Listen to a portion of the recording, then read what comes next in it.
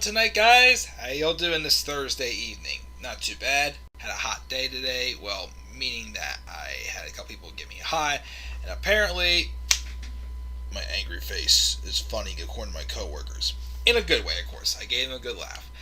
Anyways, so what's going on, guys? This is the Club of the Man 1993, and we are here live for my live review of last night's edition of AEW Dynamite, the September 23rd, 2020 edition. We're still about a month and a half or so away, I would say, from the next AEW pay-per-view, Full Gear. I'm reviewing AEW Dynamite tonight. I'm reviewing NXT. As far as my second special gameplay for my birthday. So here's what happened with that. I recorded it. However, the cutscenes, for some reason, didn't come out good. I don't know why that happened. So, what I have to do now is, of course, I got those basically, converted into the files. I had to take another Let's Play off of YouTube, and I basically had to use the cutscenes from that Let's Play that I'm going to have to edit in. That way you can have the actual cutscenes, of course, in there. So that's what I'm going to have to do with that. So those will be uploaded over time, over the next few days. There's 3 parts to it, which you'll see which game it is once I hopefully maybe upload part 1 tonight. So tonight, the plan is, do this live review, start exporting another one, and then while I'm doing that, I'm watching NXT, and if I have time, I'll review NXT tonight. Because tomorrow night, I'm going to be video chatting with some friends for both mine and my other friend's birthday. So, not sure if I'll get to review SmackDown tomorrow night, but that'll be tomorrow. Saturday, at least, I'll review SmackDown. Then I'll also do my Clash of Champions card predictions. So that's my plan for this weekend. I'm also not sure if I'm going to be able to do a TakeOver 31 card predictions. The pay-per-view is only about a week and a half away. Didn't really give me much time to really think about that card, so I'm not sure if I'm going to get to do any card predictions for that show or not. So we'll see. But anyways, that's WWE and video games. Let's talk about AEW Dynamite from last night, which I thought was a pretty good show. Of course, they had to change that main event though, because I do see Tyler's asking in the live chat. The reason why that 6-man tag match got canceled was because Lance Archer, not Armstrong, Archer, got tested positive for the virus. Again, I'm being careful what I say because I know I may get in trouble for saying certain words. But yeah, that's the reason why that 6-man tag match got canceled. I feel like what they did at the end after the main event was kind of to fill the holes from that, which I thought was okay, but I felt like it could have been better. I don't know, something just felt a little bit off about it. I felt like it was just a fill-in thing. The singles match I replaced with, though, I thought was a great idea. But obviously AEW had to make some changes because of that, and apparently I think Brian Cage may have also gotten it as well. So that's why, again, that 6-man tag match that was supposed to happen last night with Jon Moxley, Will Hobbs, and Darby Allin taking on Lance Archer, Brian Cage, and Ricky Starks got canceled. So instead we had an AEW World Title match in its place in the end in the main event. As of now, though, Lance Archer I think is still shooting to be at Dynamite on the 14th of October to get his title match against Jon Moxley. So we'll see what happens if they do go through with that or not. We'll have to wait and see. What I thought when they did in place, the match they had was good. The post-match beatdown afterwards, though, felt a little bit odd. But we'll talk about that once we get into this. And we also had a big return as well on the show, too. So let's talk about it. And of course, make sure to also participate in the Twitter polls. There were 2 polls, of course, last night as to, what grade would you give AEW Dynamite and what grade would you give NXT. I only got 2 votes on NXT, but I got 16 votes for Dynamite. Again, this was a very, very good show, but it's one of those shows that felt like it was really good, but it just missed hitting that next level, I thought. meaning I gave this a great grade instead of an amazing grade. Because there's still probably another, amazing moment or two in this show. Who knows? But we opened up with a match between Joey Janela and Sonny Kiss taking on the team of Kip Sabian and the best man, Miro. This is a fun tag match. Of course, the only concern though was there was a spot in the match where it looked like Miro got hurt. I'm not sure. I mean, he was hobbling on a leg, but anyway, he was moving through fine. But some people say he may have sprained his ankle. So I hope he didn't get injured too soon in his AEW run, because that would just really suck.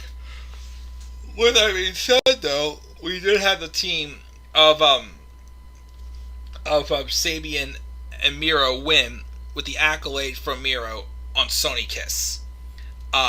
Which, of course, that was his finishing maneuver in WWE, of course. But anyways, so I definitely do like, I know a lot of people aren't the biggest fans of Kip Sabian. I mean, some are. I still think he's, super great. But I feel like this is how they should have been booking Rusev Day. Obviously, people were going to be rooting for Rusev and not Aiden English. So, obviously, here, they have Miro work with a guy who's going to generate heat. And Miro, of course, is over enough the way it is. He's definitely he's the future, babyface that just shuts up Kip Sabian eventually. Basically, the future person to get, just to beat the crap out of Kip Sabian happening. Basically, Miro's already a babyface, but even though he's still meant to be a heel. But obviously they're going to make him feel like he's a babyface. He's going to still, acknowledge the crowd and whatnot. So that's what I feel they're going to be doing out of this pairing. Which, again, I like. I do think, it's a good way to book Miro. Obviously, you want to have a little bit of his vicious side still. But you also want to have that room to, allow him to accept, being liked and whatnot. Not sabotage it like they did with Rusev Day. Because remember, they're making fun of you. They're making fun of you, Miro. They're making fun of you. You only stole it out because we didn't have enough shirts in stock. Again, that corporate bully Vince can just go, suck it! And he's probably continuing to punish Lana over it now more. She's probably going to have how many more husbands now. Who the heck knows? But, so Miro and Sabian win. Again, I just hope Miro's okay. I hope he really is not injured for sure, because, again, that would really suck. Afterwards, Eddie Kingston comes out. He says, if you don't like social media, don't check it. It's him and Moxley tonight for the world title. He was never eliminated from the Casino Battle Royale, and 18 years say he deserves this shot. Him and Moxley used to be cut from the same cloth, but Moxley sold out and went to the land of sports entertainment. Eddie does stay with the Fighters and the Outlaws, and he didn't sell his soul to the devil. Probably taking a shot at Vince there. So before he puts Moxley down and takes his title, he wants to look him in the eyes. Which Moxley comes out, just storms to the ring, and they go face to face, and it's just touch foreheads, whatnot. And the referees just break them up. So, nice little way to kind of, quickly set a tone for that match in the main event, which was pretty good. We'll get to that later on. We have that. Kenny Omega joins commentary for the match between Hangman Adam Page and Evil Uno. Not a bad match. Hangman eventually would win with the buckshot. But of course, speaking of the Elite, we see Tony Schiavone backstage trying to talk to the Young Bucks again, who again have been, getting fines, Super King people. Matt comes out and says people have noticed them being a little out of character, and admits that they were out of line. But he should have never super kicked Alex Marvez or Mike Posey. But of course, he doesn't really know his names. And he hopes, though, people understand that they've lost out on opportunities and lost friends. I am getting a phone call right now. Hang on. 1 second.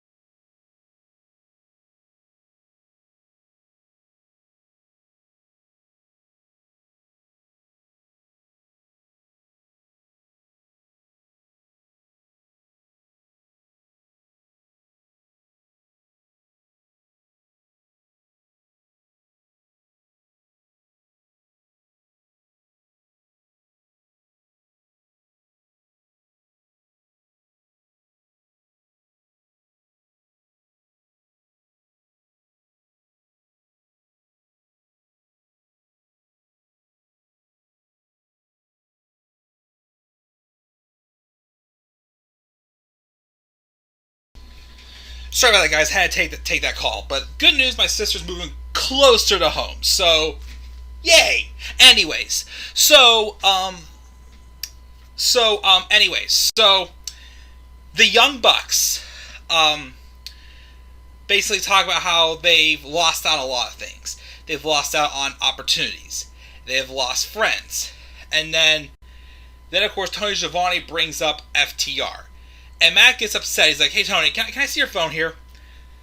So, Tony gives him his phone, which Matt, like, smashes against the door. He's like, oh, I'm sorry about that. And then he smashes again. Oh, I'm sorry.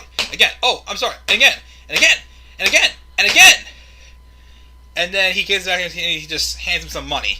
And he just throws a wad of money in and he walks away. So, I guess the Young Bucks are, again, just like, yeah, we can do whatever we want. We have nothing to lose. Basically saying, they don't care about the money, they don't care about whatever. They've got nothing to lose. So they're just going to do whatever they got to do, and they don't care. So I guess that's what they're doing. Interests me a little bit. But yeah, maybe. Who knows? But, so we've got that, and yeah. So anyways, we got that. Then we have a match with Mr. Brody Lee and Orange Cassidy for the AEW TNT Championship. Pretty good match. For a while, whenever Orange Cassidy was feuding Chris Jericho, obviously he brought a little more of like a serious side in Cassidy, which was good. But of course, this is kind of like Cassidy getting back to his original roots. Hands in his pocket, slightly tapping the knees and whatnot, chilling. Pretty cool stuff. But then, obviously, Brody Lee, is like, okay, enough fun and games, got some good high-flying action. Brody Lee eventually comes up with the victory. But after the match, the lights go out. And they're showing the fire, playing like that faint background noise, and instantly just dropped on the bed. Instantly, you could kind of tell right what it was. And sure enough, yes, it was. Kind of a little quick sooner than I thought. I thought maybe they would wait till closer to the pay-per-view maybe or something. I'm not sure. But, Cody Rhodes makes his return. Nice surprise return, except he's got a little more tired this time. He has dyed his hair black. He's wearing all black, and he throws Silver off the stage, and then he starts taking out everyone in the Dark Order, of course, and he also hits a Cody Cutter on there until Brody Lee and them take cover and get out of there. And he puts one of them in the figure 4 leg lock. So, pretty darn awesome. Nice return. Great pop. I was a little surprised he was gone for 5 weeks. Thought he could have been gone for a little bit longer. But it was nice to see Cody again. And of course, afterwards, Brody Lee was backstage angry that Cody took 5 weeks off while he was here doing the work, and asked if he saw what he did to Dustin and what Anna Jay did to Brandy. What kind of a man lets his wife post Instagram thirst traps while calling him daddy and says Rhodes is a coward? He's got a dog collar, and he says he's going to wrap it around Cody's neck. So he gives Rhodes 1 week to answer him. So I guess we'll be getting a dog collar match with Brody Lee and Cody Rhodes. See how that goes. I'm pretty sure it's a little bit better if this than if they almost had the dog collar match with Roman Reigns and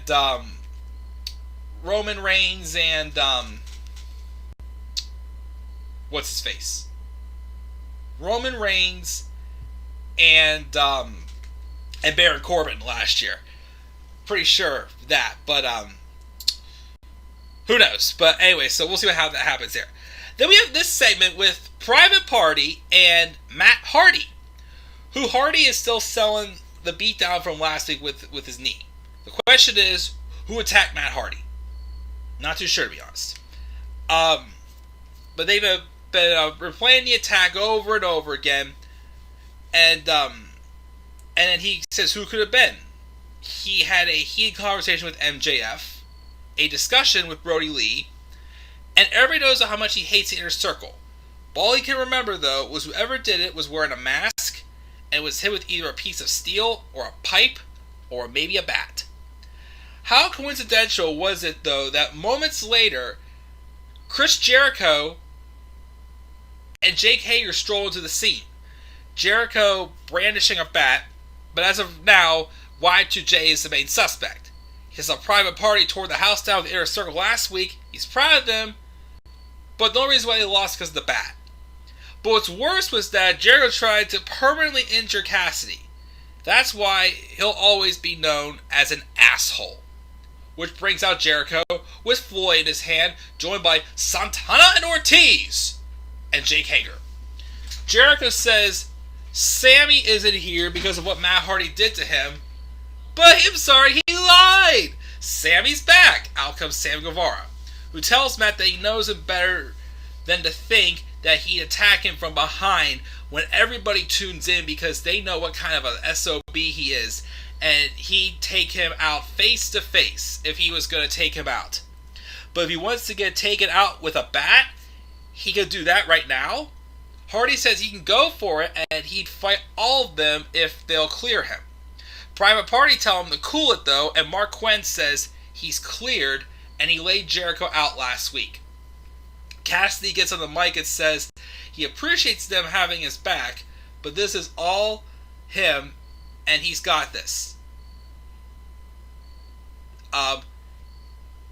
He calls Chris out and says he's beaten him not once, but twice. So as of right now, today, on his boy's birthday, which I think he's talking about, Matt Hardy had his birthday yesterday. Happy birthday, Matt Hardy.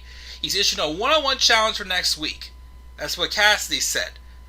I think Mark Quinn said, I'm sorry. But he gets it. Jericho is a legend. Now, I think this is Cassidy talking about it, yeah. He mentioned how Jericho's a legend. Nobody thinks he can win. But what if a young 23-year-old kid from the streets of Brooklyn beat Chris Jericho? What if next week he makes Chris Jericho his "Les Champions bitch," which is a nice promo there cut by Isaiah Cassidy for a young start. I liked it, and Jericho eventually did accept it. Of course, he had another segment involving somebody else with him backstage, which I thought was kind of fun. Anyways, after this we have Tully Blanchard and FTR in the ring. Tully says normally the rule is title matches go 60 minutes, but he's looked into it and he's having it changed to 20 minutes for the tag titles. They pick the opponents, and next week they're going to defend against SCU. SCU ain't winning, and no count as a victory. If it goes to a draw, it's going to count as FTR's win in the record books. As far as who's the next of FCU, Best Friends had an impressive win last week, which apparently, even though, again, I probably going to pay more attention to it, that parking lot brawl with Best Friends and Santana and Ortiz got a 5-star rating by Dave Meltzer, which, congratulations to them, that's for sure. Out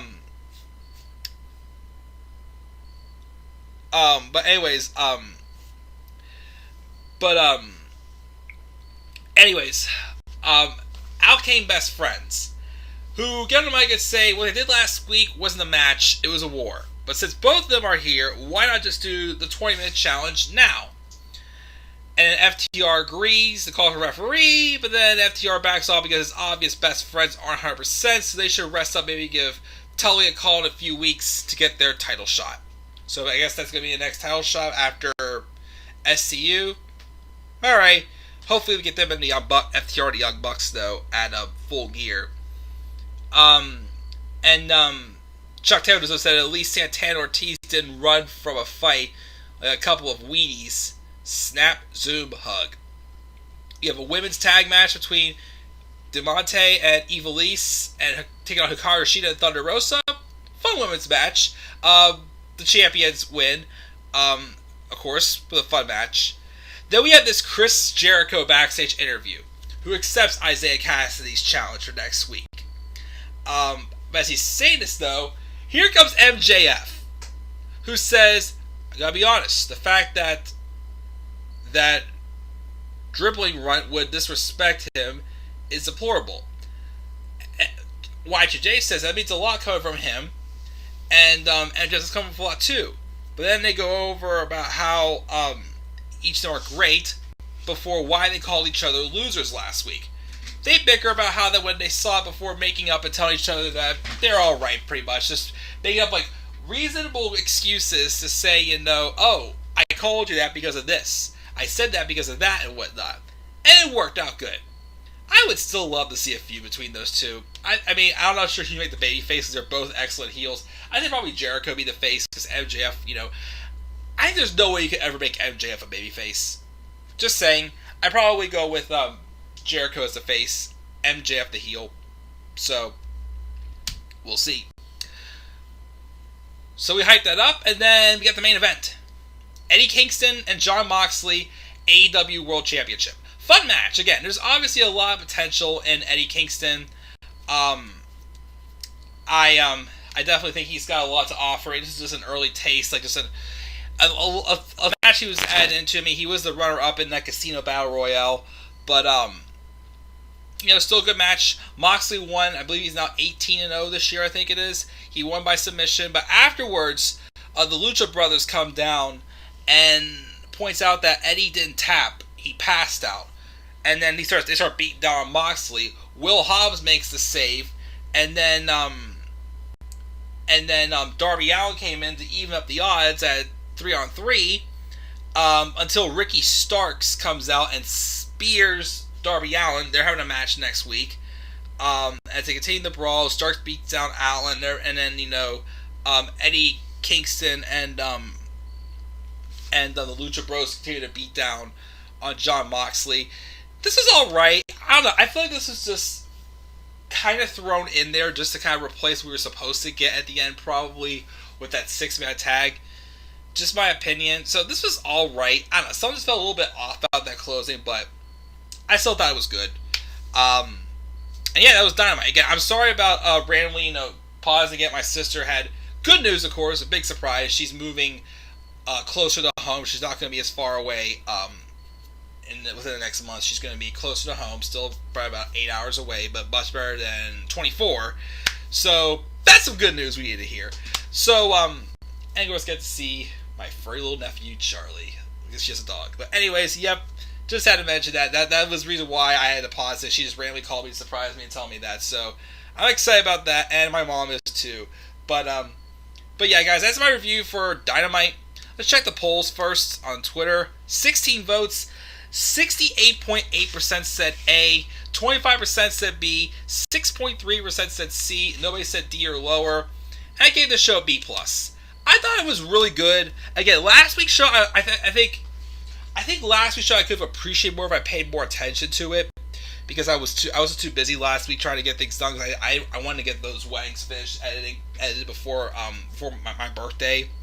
So we have that, and then so I still feel like last week a lot of like these lower card feuds were getting more attention. This show I felt they had like some more main event scene feuds, something like that, getting a little more attention, I thought. So that's why I thought last week's show wasn't quite as good. But this one I thought was great. Didn't quite hit A-. I was almost giving the show an A-, but I didn't think it didn't quite hit that, so I give it a B+. A B+ for Dynamite. Live chat, Cody looks emo with black hair and a neck tattoo. Again, it's very interesting to see where their characters are going to go with him after what happened. And Chris Jericho is funny on commentary. Oh, he always is. And again, that's the same with him and MJF. I want to see a match with him and MJF at some point. Some people will get it. Who knows? But yeah, guys, that's going to do it for this review of Dynamite. Again, gave it a B+. Going to hopefully get one of my videos for my second special Let's Play uploaded tonight. Hopefully we'll see. And then we got J.R. Campbell also. Baby, you never know. Little Brock did get the leash to leash Brock from the WWE. He did get released, and the company could make his debut. And Big Jon Moxley AEW World Title. Again, I still don't know about Lesnar running roughshod over AEW, because it wouldn't be anything fresh in WWE. But a match with Moxley and Lesnar, though, like the way it should have been at WrestleMania 32, would honestly be pretty darn awesome. Of course, if Brock cares. But it's possible, like I said, I don't want to. If Brock would go to AEW, I don't want to see him be the dominating force on it. You know what I mean? That's going to do it for this review of Dynamite, guys. Again, B+. I'm going to watch NXT next and review that hopefully later on tonight. What are your thoughts on AEW, guys? Please leave your thoughts down in the comment section below. And as always, to slap a like on the video, subscribe or comment on my channel, and follow me on Twitter at DemandAirboy93. Until then, guys, I'm checking out. Have a good rest of your night. I will see you guys all soon with my NXT review. And until then, guys, peace out, everybody.